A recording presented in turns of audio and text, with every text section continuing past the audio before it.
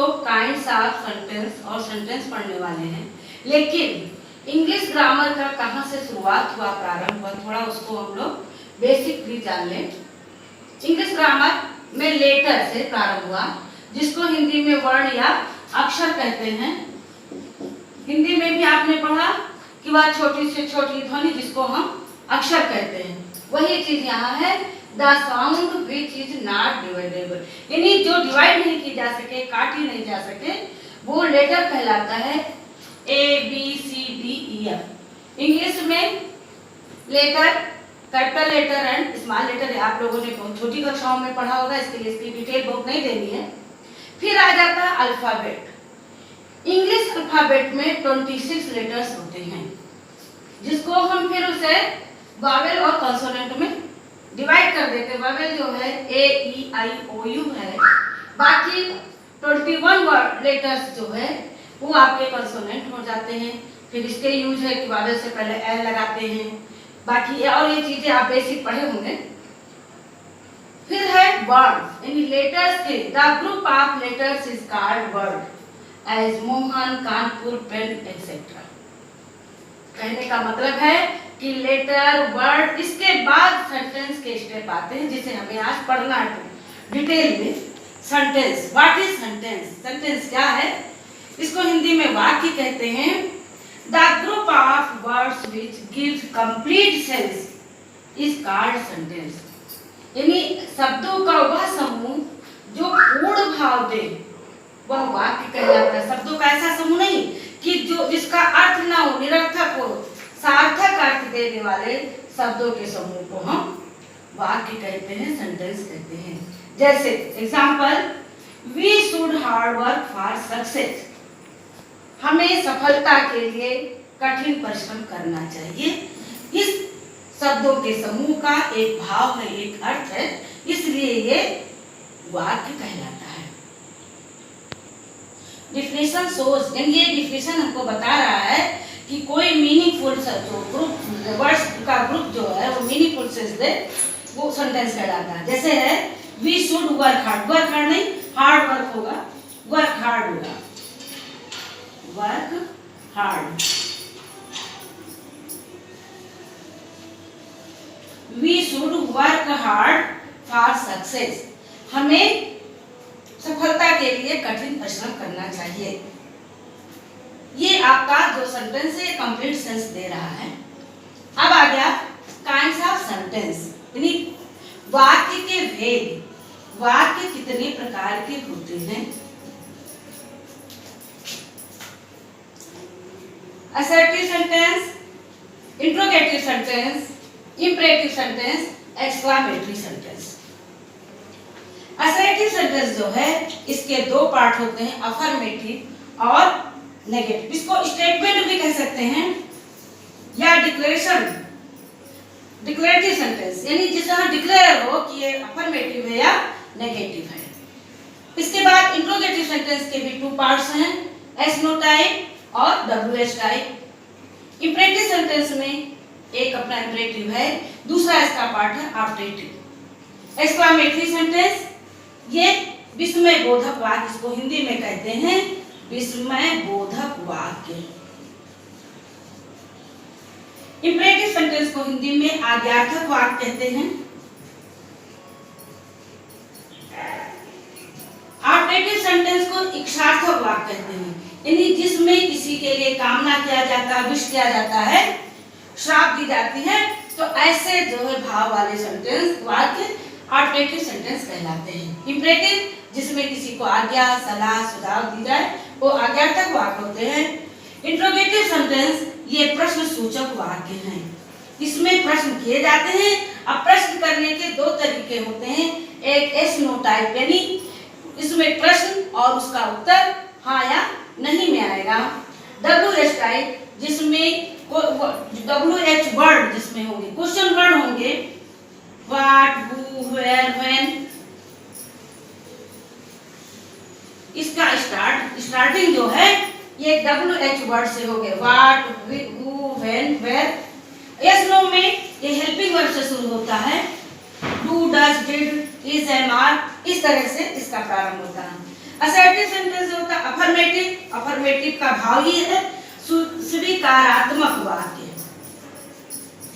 साधारण वाक्य या स्वीकारात्मक वाक्य, और नेगेटिव का नकारात्मक या निषेधात्मक वाक्य, जिसमें मना किया जाए, निषेध किया जाए, वो नेगेटिव सेंटेंस है। अब आगे आप लोगों को इसके एग्जाम्पल समझा दे रहे हैं कि कैसे आप पहचानेंगे कि ये अफर्मेटिव काइंड्स ऑफ सेंटेंस हमने भी पढ़ लिया है। अब एग्जाम्पल के माध्यम से उसको हम पहचान करेंगे। जैसे है we should love our motherland, ये आपका असर्टिव सेंटेंस का अफर्मेटिव सेंटेंस। ये जो है आपका अफर्मेटिव सेंटेंस यानी पॉजिटिव, जिसमें स्वीकारा जाए, कोई भी बात स्वीकारात्मक भाव में हो, वो आपका अफर्मेटिव सेंटेंस कहलाता है।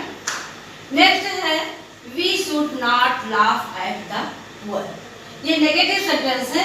नेगेटिव का भाव ही नकारना हुआ, नकारात्मक, और दूसरी पहचान इसकी नॉट, नो, नेवर जिस सेंटेंस में हो वो आपका नेगेटिव सेंटेंस है। नेक्स्ट सेंटेंस है ही गोज टू मार्केट, ये फिर उसी अफर्मेटिव सेंटेंस का ही पार्ट दे दिया गया, लेकिन ये टेंसेस के अनुसार है।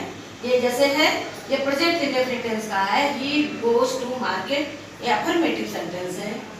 He does not go to market, ये नेगेटिव सेंटेंस है। अब आप इंट्रोगेटिव सेंटेंस का हम पहचान करेंगे। Do you learn your lesson, यहाँ पर डू यानी सब्जेक्ट से पहले हेल्पिंग वर्ब शुरू है, तो ये आपका एस नो टाइप का होगा, क्योंकि जब भी सब्जेक्ट से पहले हेल्पिंग वर्ब से सेंटेंस शुरू होता है वो एस नो टाइप का होता है, do you learn your lesson. Next इसी प्रकार का है, एस नो टाइप का भी सेंटेंस है। ये प्रेजेंट इंडेफिनिट टेंस का था और ये प्रेजेंट परफेक्ट टेंस का है। Has the gardener watered the plants, थोड़ा थोड़ा इसके साथ टेंस भी क्लियर करते चलते हैं, वैसे आगे आपको टेंस जब पढ़ेंगे तो ज्यादा कुछ क्लियर होगा। फिर है WH type interrogative sentence. WH type के लिए पहले ही आपको काइंड्स में बता दिया गया कि WH वर्ड जैसे what, who, where, which, when से जो सेंटेंस शुरू होगा वो WH वर्ड कहलाएगा। तो व्हाट इज योर नेम, ये आपका व्हाट से सेंटेंस हुआ, इसलिए ये WH वर्ड है। In which class do you read, ये भी व्हिच से शुरू है सेंटेंस, ये आपका WH टाइप सेंटेंस है। ये आपका इंट्रोगेटिव सेंटेंस है, ये जो क्लियर हो गया। इसके बाद इंपरेटिव सेंटेंस, जिसको हिंदी में आज्ञार्थक वाक्य कहते हैं। Do not make a noise in the class, ये थोड़ा कंफ्यूजन वाला सेंटेंस होता है। अक्सर स्टूडेंट्स कंफ्यूज हो जाते हैं कि इंट्रोगेटिव सेंटेंस है, लेकिन इंट्रोगेटिव में बताया गया कि हेल्पिंग वर्ब डू से के बाद सब्जेक्ट आएगा। इंपरेटिव सेंटेंस में आपका सब्जेक्ट हाइड होता है, छिपा होता है, इसमें सेंटेंस वर्ब और ऑब्जेक्ट से ही बनता है। तो आपका जो डू नॉट है तो डू के साथ नॉट लगा है, दूसरे उसके साथ वर्ब मेक है, यहाँ कोई सब्जेक्ट नहीं है, इसे क्लियर करना है। नेक्स्ट पहचान जो है, यहाँ क्वेश्चन मार्क नहीं होगा, ये क्वेश्चन मार्क होने पर इंट्रोगेटिव होता है, यहाँ आपका फुल स्टॉप होगा, क्वेश्चन मार्क नहीं लगेगा। तो do not make a noise in the class, ये इंपरेटिव सेंटेंस का नेगेटिव है। इंपरेटिव सेंटेंसेस में भी नेगेटिव और अफर्मेटिव और नेगेटिव सेंटेंस होते हैं। Do not make a noise in the class, ये नेगेटिव सेंटेंस अफर्मेटिव का। शट द डोर, ये आज्ञार्थक वाक्य में ऑर्डर वे में है, ये आपका स्वीकारात्मक अफर्मेटिव सेंटेंस इंपरेटिव का है। इसके बाद इंपरेटिव के पार्ट में दो बताया गया था, एक ऑब्जेक्टिव सेंटेंस बताया गया था। ऑब्जेक्टिव में इच्छार्थक वाक्य जिसमें किसी को ब्लेस करते हैं, विश करते हैं, तो ऐसे में ये आपका इसका भी एक मार्क है, ये इस तरह का मार्क होगा, may God bless you. Next sentence है how beautiful scene it is, अभी आपने उसमें पढ़ा था विस्मय बोधक वाक्य, ये वाक्य बोलने में ही विस्मय पैदा करता है। How beautiful scene it is, कितना सुंदर यह दृश्य है, तो ये आपका विस्मय बोधक यानी एक्सक्लामेटरी सेंटेंस है। और इसका एक पहचान और है, एक्सक्लामेटरी मार्क्स, ये जो है ये आपका ये पहचान सूचक चिन्ह, जो विस्मय बोधक चिन्ह इसको कहते हैं, जैसे प्रश्न सूचक चिन्ह ऐसे इसको विस्मय बोधक चिन्ह कहते हैं। यही मार्क जो है इसमें ऑब्जेक्टिव सेंटेंस में भी लगते हैं। इसी तरह से और भी है, व्हाट एम आई फूल, मैं कितना मूर्ख हूं, ये भी जो है आपका एक्सक्लामेटरी सेंटेंस है। ऐसे ही आप नेक्स्ट इसे दूसरा देखते हैं, अलास आई एम ruined, क्योंकि विस्मय बोधक वाक्य में एक चीज और है, जैसे विस्मय है, दुख है, प्रसन्नता है, ये सब भी शो करता है। इसके लिए है ऐसा, जैसे हुर्रा शब्द है तो हुर्रा शो करता है प्रसन्नता, प्लेजर आपकी। अलास, एलास जो है वो दुख प्रकट करता है। ऐसे सरप्राइज है, वंडर आश्चर्य, उसमें भी जो है हाउ जैसे लिखा ये सरप्राइज शो करता है, या व्हाट जैसे भी लिखा गया था वो सरप्राइज शो करता है।